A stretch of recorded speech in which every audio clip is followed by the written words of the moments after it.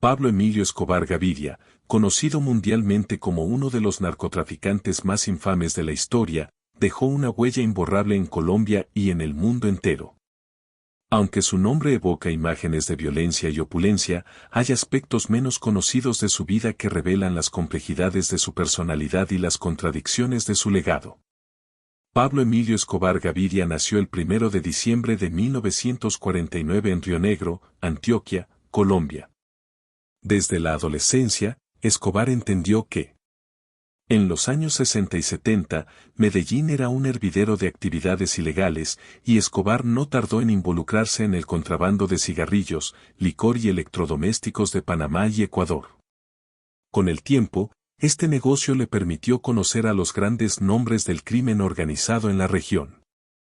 Pero lo que realmente cambiaría su vida era una sustancia que comenzaba a ganar popularidad en Estados Unidos, la cocaína. A principios de los años 70, Escobar vio la oportunidad de ingresar al tráfico de cocaína. En aquel entonces, la droga aún no se consideraba una epidemia en Norteamérica, y los gobiernos no estaban preparados para enfrentar la creciente industria del narcotráfico. Escobar comenzó a transportar pequeñas cantidades de cocaína en las ruedas de automóviles y en cargamentos escondidos en mercancía legítima. Poco a poco, fue estableciendo conexiones con laboratorios en Perú y Bolivia, donde la hoja de coca se refinaba para convertirla en cocaína en polvo. Escobar entendió que, si podía controlar no solo la distribución sino también la producción, las ganancias serían exorbitantes. En 1976, fundó su primera red de distribución organizada y desarrolló laboratorios en la selva colombiana para procesar la droga antes de enviarla a Estados Unidos y Europa. En tan solo unos años, Escobar pasó de ser un pequeño contrabandista a un verdadero magnate del crimen. Con su carisma, convenció a otros traficantes de unirse a él en un modelo de negocio sin precedentes, el Cártel de Medellín. Su estructura era casi empresarial, con jerarquías claras y sistemas de transporte eficientes que incluían aviones privados, submarinos y mulas humanas que llevaban la droga oculta en su cuerpo. Uno de sus movimientos más astutos fue ofrecer a los campesinos colombianos una nueva fuente de ingresos. En lugar de cultivar café o frutas, les pagó para que sembraran hoja de coca. De esta forma, garantizaba su propia cadena de suministro. Para finales de los 70, Pablo Escobar no era solo millonario, sino que tenía un poder sin precedentes en Colombia. Su fortuna crecía tan rápido que, según su hermano Roberto Escobar, en algún momento quemaron millones de dólares en efectivo solo para calentar una casa en la que se estaban. Para finales de los años 70 y principios de los 80, Pablo Escobar ya no era un simple traficante, sino un magnate de la droga con una criminal roja altamente sofisticada. En esta etapa, el Cártel de Medellín se consolidó como la organización más poderosa del narcotráfico mundial, alcanzando niveles de influencia y riqueza que parecían inimaginables. Escobar no solo había construido un imperio basado en la cocaína, sino que también se convirtió en una de las figuras más temidas y adoradas en Colombia. La clave del éxito del Cártel de Medellín fue su control absoluto sobre toda la cadena de producción. Escobar y sus socios no solo traficaban cocaína, sino que también producían la mayor parte de la droga que enviaban al extranjero. La organización tenía decenas de laboratorios clandestinos en la selva colombiana, donde millas de trabajadores refinaban la pasta de coca para convertirla en polvo de la más alta pureza. El negocio era extremadamente rentable. En ese momento, la cocaína tenía un margen de ganancia del 20.000%. Un kilogramo de coca costaba unos $1.000 en Colombia, pero al llegar a Estados Unidos podía venderse por más de $50.000. Se estima que el Cártel de Medellín exportaba entre 70 y 80 toneladas de cocaína al mes, generando alrededor de $420 millones semanales. Los envíos se realizaban de diferentes maneras. Aviones privados y comerciales, con compartimentos ocultos. Lanchas rápidas y submarinos artesanales que cruzaban el Caribe. Mulas humanas, personas que ingerían cápsulas de cocaína y las transportaban en su organismo. Contenedores de mercancías legales, como frutas y textiles. Con el dinero inundando el cartel, Escobar se encontró con un problema inesperado, ya no tenía dónde guardar tanto efectivo. Según su hermano, Roberto Escobar, se gastaron más de $2.500 al mes solo en bandas elásticas para amarrar los fajos de billetes. Además, se calcula que cada año se perdía alrededor del 10% del dinero en efectivo porque las ratas lo roían en los escondites. La violencia como herramienta de poder. Escobar no solo se convirtió en un genio del tráfico de drogas, sino también en un maestro del terror y la intimidación. Su lema plata o plomo no era solo una frase, era su método de control absoluto. Cualquier persona que se interpusiera en su camino tenía dos opciones, aceptar un soborno, plata, o enfrentar la muerte. Durante el auge del cartel, miles de policías, jueces, periodistas y políticos fueron asesinados por órdenes de Escobar. Su organización no dudaba en usar carros bomba, sicarios y emboscadas para eliminar a cualquiera que amenazara su poder. Uno de los asesinatos más impactantes fue el del ministro de Justicia Rodrigo Lara Bonilla en 1984, quien había intentado exponer y combatir el narcotráfico en Colombia. Este crimen marcó un antes y un después, ya que el gobierno colombiano finalmente declaró una guerra frontal contra el narcotráfico. El poder de Escobar, más allá del narcotráfico. Lo que hacía a Escobar diferente de otros narcotraficantes era su habilidad para mezclar la criminalidad con la política y la imagen pública. Para el pueblo colombiano, él no solo era un traficante, sino un hombre que ayudaba a los más necesitados. Gastó millones en obras sociales, construyendo barrios enteros para los más pobres, canchas de fútbol, escuelas e iglesias. Un claro ejemplo de esto fue el famoso barrio Medellín sin tugurios, donde Escobar construyó cientos de casas para personas en situación de extrema pobreza. Además, se convirtió en un ícono del fútbol colombiano al apoyar financieramente a equipos como el Atlético Nacional. Gracias a su dinero, el club ganó la Copa Libertadores en 1989, convirtiéndose en el primer equipo colombiano en lograrlo. Su popularidad creció tanto que en 1982 fue elegido congresista suplente en el Parlamento colombiano. Algo que le dio acceso a información privilegiada y lo protegía de la extradición a Estados Unidos. Cuando el gobierno colombiano comenzó a cooperar con Estados Unidos para extraditar a narcotraficantes, Escobar lo tomó como una declaración de guerra. Estaba dispuesto a todo para evitar ser enviado a una prisión estadounidense. Fue entonces cuando desató una de las campañas de terror más sangrientas en la historia de Colombia. Carros bomba explotaron en ciudades como Medellín y Bogotá, matando a cientos de personas. El asesinato de candidatos presidenciales, como Luis Carlos Galán, quien apoyaba la extradición. El atentado contra el vuelo 203 de Avianca en 1989, donde murieron 107 personas. El cártel de Medellín estaba en su máximo esplendor, pero la guerra contra el Estado y la DEA lo había puesto en la mira. Si hubo un lugar que reflejaba la grandeza, la excentricidad y el dominio de Pablo Escobar, fue Hacienda Nápoles, su colosal propiedad situada en Puerto Triunfo, Antioquia. Más que una simple finca, este lugar se convirtió en un símbolo de poder, un refugio alejado del caos de Medellín y, para Escobar, un territorio donde se sentía intocable. En los años 80, con el cártel de Medellín generando millas de millones de dólares, Escobar decidió construir un paraíso terrenal que representara su estatus.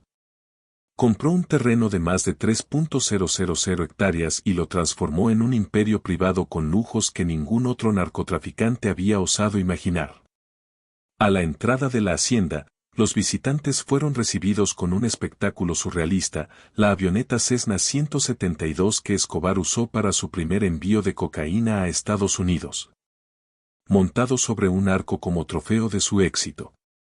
Para él, no era solo un avión, sino un monumento a su astucia y al negocio que lo convirtió en uno de los hombres más ricos del mundo. Un zoológico en medio de la selva. Uno de los aspectos más extravagantes de la hacienda Nápoles era su zoológico privado, una locura que ningún otro narcotraficante había intentado. Escobar, fascinado por los animales exóticos, ordenó importar especies de todo el mundo. Desde jirafas, elefantes y avestruces, hasta canguros y cebras.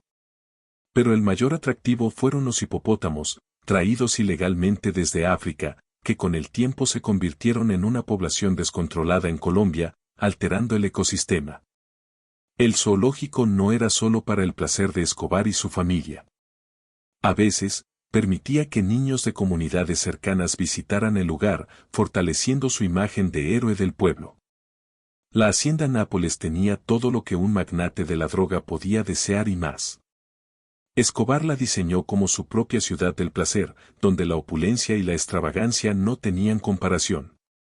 Casas de lujo y mansiones para sus familiares y socios más cercanos. Piscinas gigantes y lagos artificiales, donde organizaba fiestas interminables con modelos, políticos y sicarios. Una pista de aterrizaje privada, utilizada para recibir invitados o, en ocasiones, para el tráfico de drogas. Una colección de automóviles clásicos y motocicletas que incluía Rolls-Royce, Ferraris y Porsches. Un circuito de carreras privado, donde organizaba competiciones con amigos.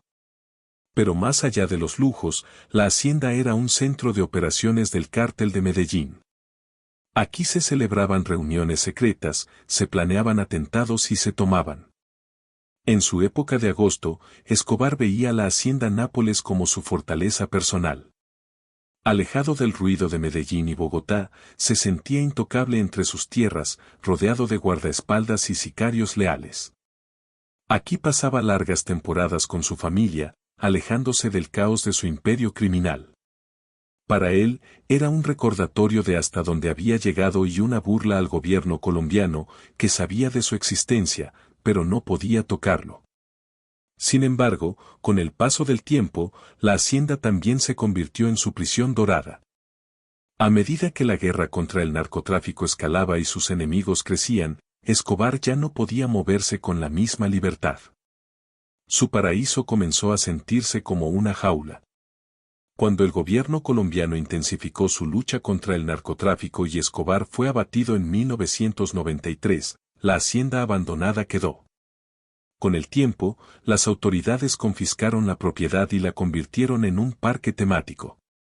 Hoy en día, la hacienda Nápoles ya no es el símbolo del poder de un narcotraficante, sino una atracción turística que sirve como recordatorio de una de las épocas más oscuras de Colombia.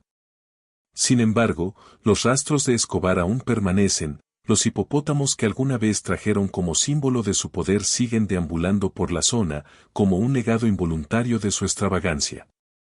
Si algo definiera a Pablo Escobar, era su capacidad para manipular el sistema a su favor. Cuando el gobierno colombiano lo acorraló y la presión de Estados Unidos para extraditarlo se intensificó, Escobar ideó una solución impensable: construir su propia cárcel. La catedral no fue una prisión en el sentido tradicional. Fue un castillo disfrazado de reclusorio, una fortaleza diseñada con todos los lujos imaginables y, lo más importante, con el propósito de mantener su imperio intacto desde adentro. El acuerdo con el gobierno. Para Aleta. Entonces, Escobar hizo lo que mejor sabía hacer: negociar bajo sus propios términos. Le propuso al gobierno colombiano algo sin precedentes: entregarse voluntariamente a un cambio de dos condiciones fundamentales. No será extraditado a Estados Unidos. Purgar su condena en una cárcel de su elección, diseñada y construida bajo su control. El gobierno colombiano, desesperado por poner fin a la ola de violencia que había desatado Escobar con atentados, secuestros y asesinatos, ganó. Para el presidente César Gaviria, vender este acuerdo como una victoria ante la opinión pública era una tarea difícil, pero lo justificó con la idea de que, al menos, Escobar estaría dentro de una prisión y fuera del negocio del narcotráfico. Lo que no imaginaban era que esta prisión sería un palacio de lujo y que Escobar seguiría operando su cártel sin ninguna restricción. La construcción de una fortaleza disfrazada de cárcel. Ubicada en lo alto de una montaña en Envigado, la catedral fue construida a la medida de Escobar. Su diseño se parecía más a hacienda de lujo que a una prisión. Amplias habitaciones con vistas espectaculares al Valle de Aburrá. Jacuzzi, sauna y cancha de fútbol para su entretenimiento. Gimnasio completamente equipado, donde entrenaba con sus sicarios. Una cascada y senderos privados, rodeados de exuberante naturaleza. Una bodega llena de licor y comida gourmet, traída directamente desde los mejores restaurantes de Medellín. Televisores, equipos de sonido y teléfonos que le permitían mantenerse al día con su imperio. Además, el personal de seguridad de la cárcel no estaba compuesto por guardias estatales, sino por sus propios hombres, lo que le daba control total del lugar. Escobar recibía visitas sin restricción alguna, familiares, amigos, socios criminales, modelos, políticos y hasta futbolistas pasaban por la catedral como si fuera un club privado. A menudo, se organizaban partidos de fútbol, donde Escobar invitaba a jugadores profesionales de la época a competir en su cancha. Sigue siendo el jefe. A pesar de estar encarcelado, Escobar nunca dejó de dirigir el cártel de Medellín. Desde su prisión, siguió dando órdenes, manejando rutas de narcotráfico y ordenando asesinatos. Tenía reuniones con sus socios más cercanos, tomaba decisiones estratégicas y mantenía la guerra contra sus enemigos. Todo mientras las autoridades pretendían que realmente estaba rehabilitándose. Pero Escobar, obsesionado con el control y la lealtad, empezó a sospechar de sus propios hombres. Uno de los eventos más registrados dentro de la catedral fue la tortura y asesinato de Fernando Galeano y Gerardo Moncada, dos de sus antiguos aliados. Estos narcotraficantes manejaban gran parte del dinero del cártel en Miami, pero Escobar creyó que le estaban robando millones de dólares. Enfurecido, los mandó llamar a la catedral y, sin importar que estaba en su cárcel, acabó con ellos brutalmente, desatando una guerra interna dentro de su propia organización. Este hecho fue la gota que derramó el vaso para el gobierno colombiano. La historia de los asesinatos se filtró y la imagen de que Escobar estaba encarcelado se desplomó. La farsa era insostenible y las autoridades se vieron obligadas a actuar. La fuga que desafió a un país.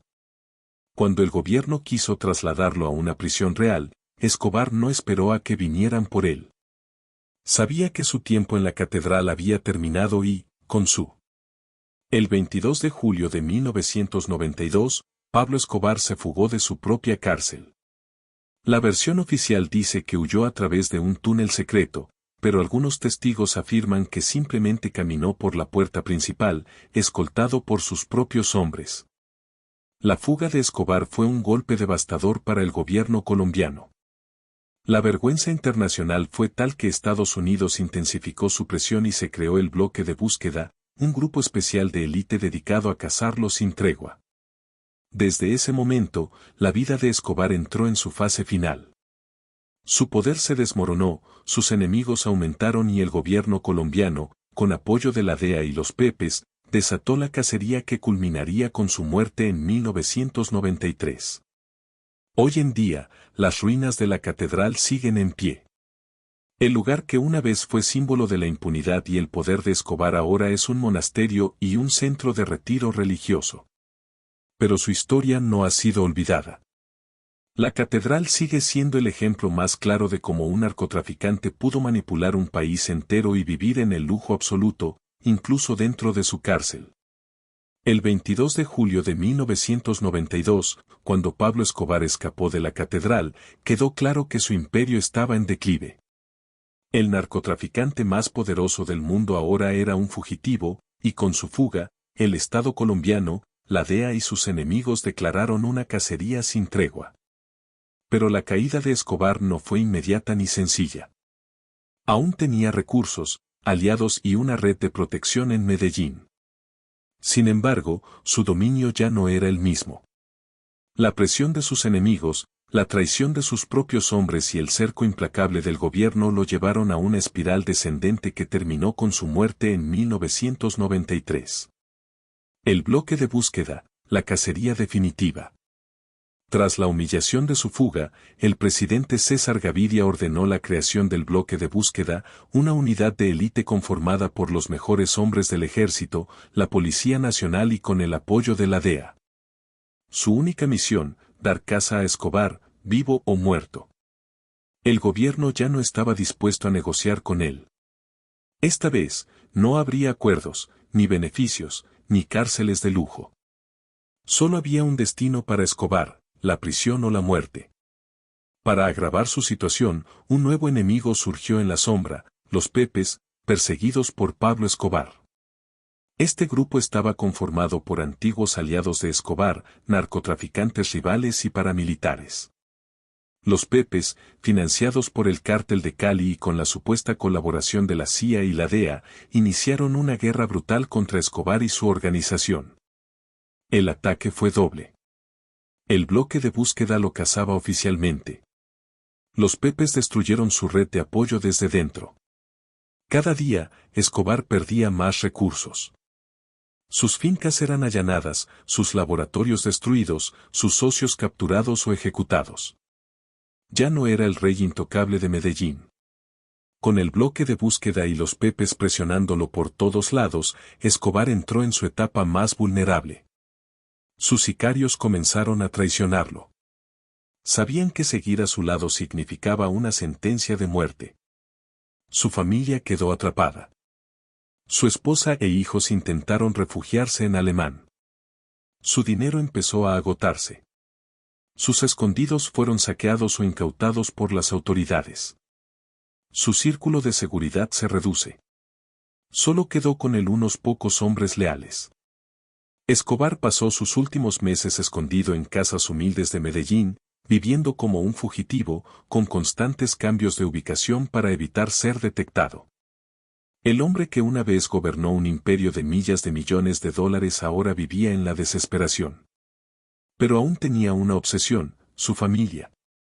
Escobar jamás dejó de comunicarse con ellos. Llamaba a su esposa y a sus hijos cada día, tratando de coordinar su escape a otro país. Y esa obsesión fue su perdición.